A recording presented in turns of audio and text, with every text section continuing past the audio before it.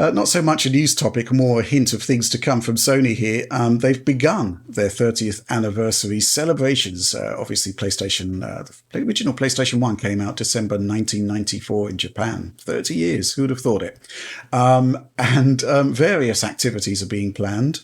Well, it was accompanied by a new piece of artwork which appears to confirm the existence and form factor of the PlayStation 5 Professional. Oliver, talk us through this one. Yeah, so Sony released some artwork commemorating, like you said, the 30-year anniversary of the PlayStation. And basically, if you look very closely in that image, you actually do see what looks sort of like a PlayStation 5, but actually it has those 3 signature stripes on the side in that artwork. So it does seem to indicate that the PlayStation 5 Pro design that was leaked by Deal Labs the other week is probably accurate. That is probably a correct depiction of the console.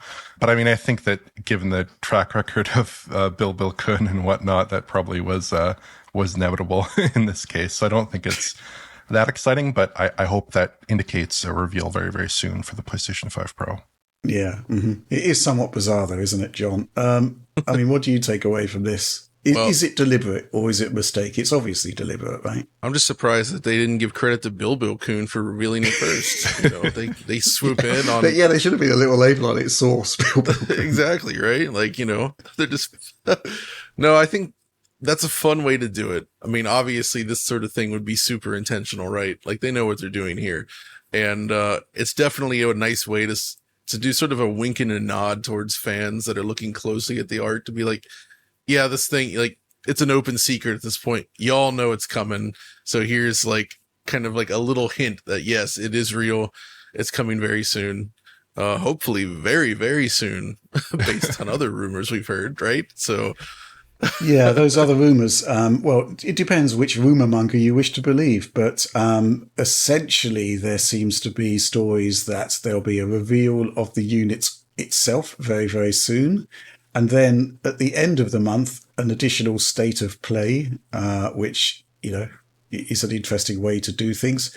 If that is the way to do things, I'd hope there would be some kind of Mark Cerny level presentation here to actually sort of describe what PlayStation 5 Pro is and why they're doing it, as well as to actually, have a bit of a showcase for actual games that are coming out.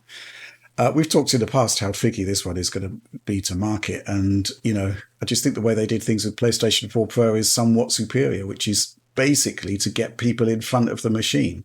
We still don't know whether that is the plan or not. We've heard nothing from Sony, but this is certainly a very interesting way to do things.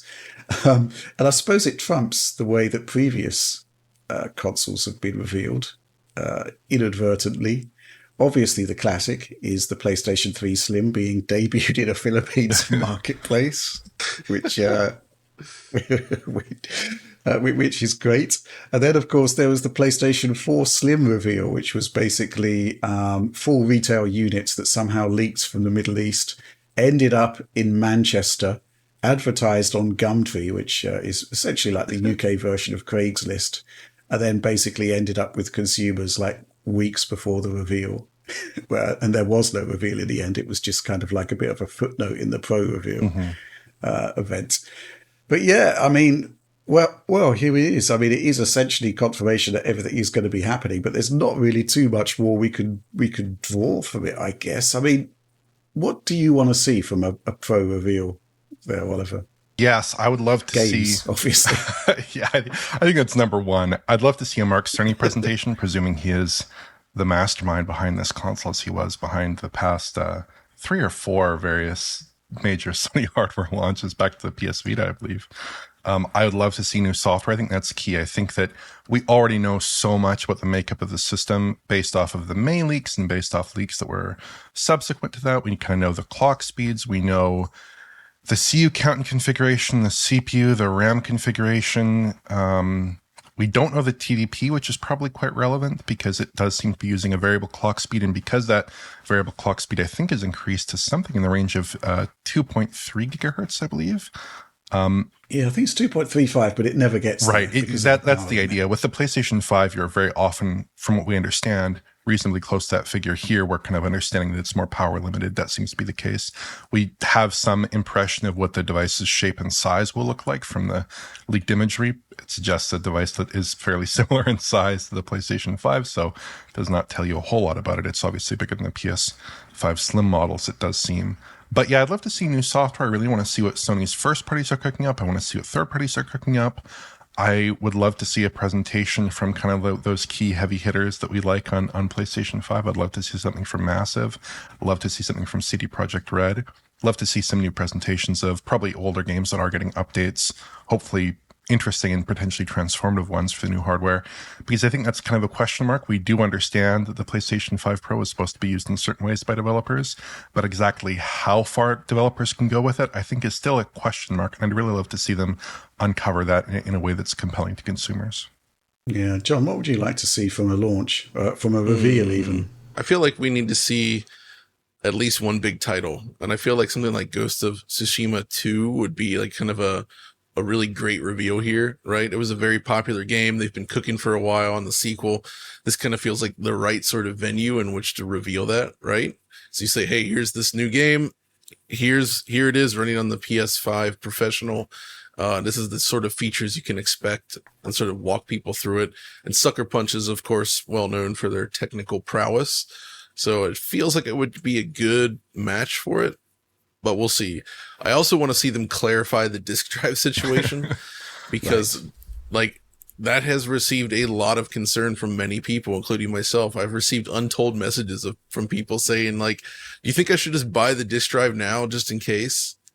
Like, people are actually really concerned about this, and they obviously haven't announced anything yet. We don't know. So that's just like the leaks sort of spilling out, suggesting there's no disk drive version. But I would hope that they would sell a bundled version like they do with the Slim.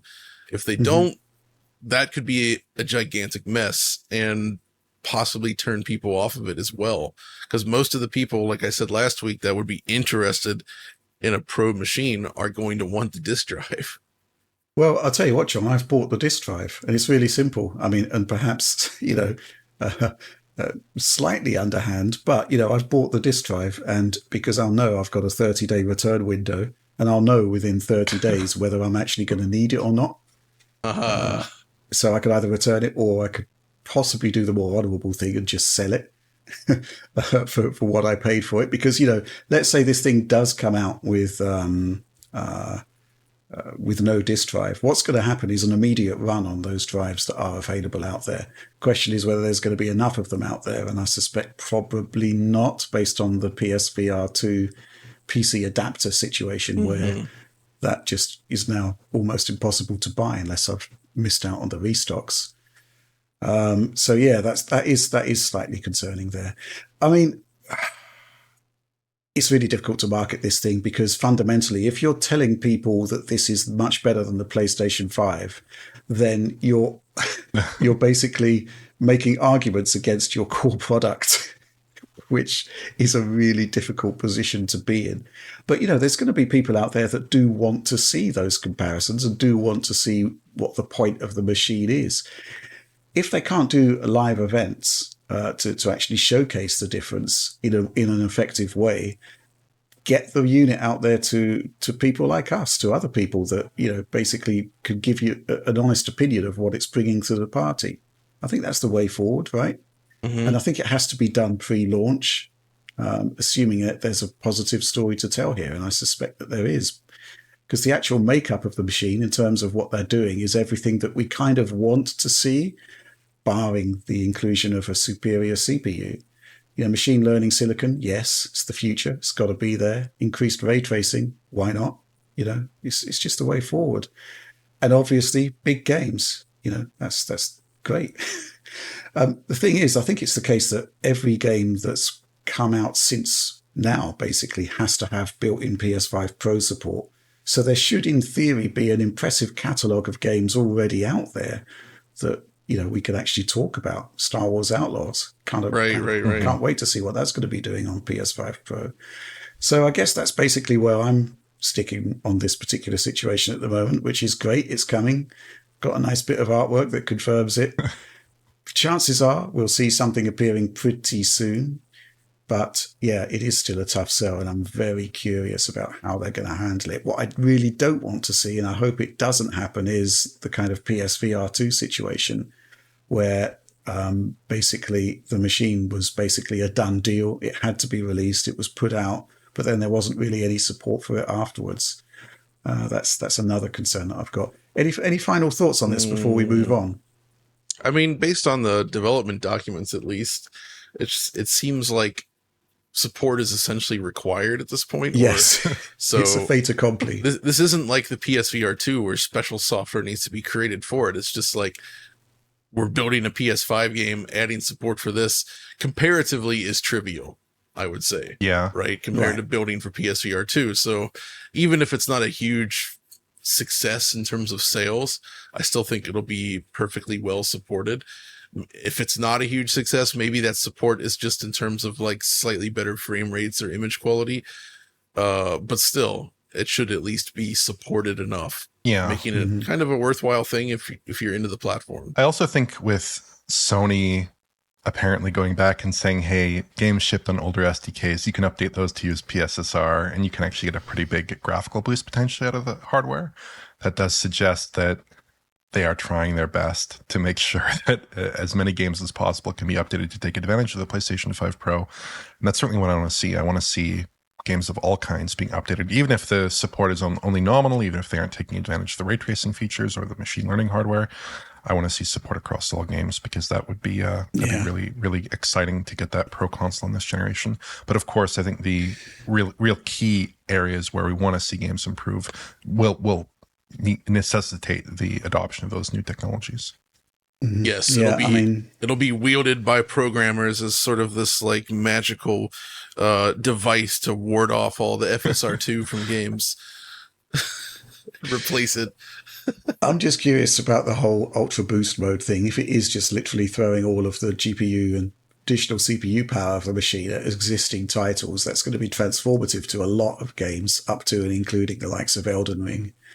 So that's just going to be fantastic just to explore in its own right. Just the inherent advantages you'll get from the machine, even if there's no support whatsoever.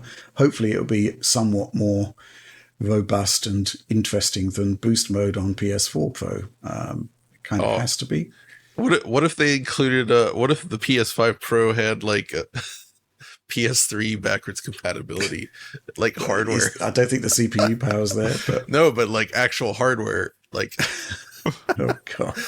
Like what if you have this modular disk drive bay, and instead of just the disk drive, or it is the disk drive, but you got your PS3 module in there as well? That would be amazing. Bring back Cell. You heard it here first.